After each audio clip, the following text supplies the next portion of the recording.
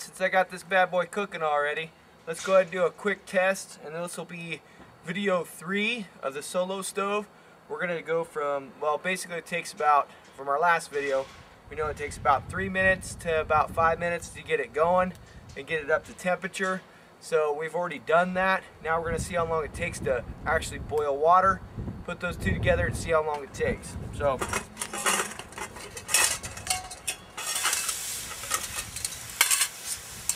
go ahead and throw this on.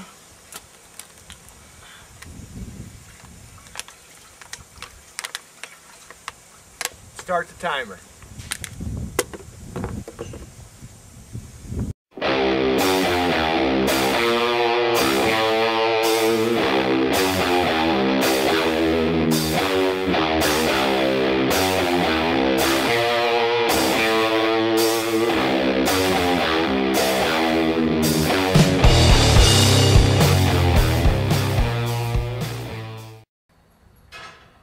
Alright, looks like at about 5 minutes and 30 seconds we got a good boil going on. This is an 8-inch pot, about half full.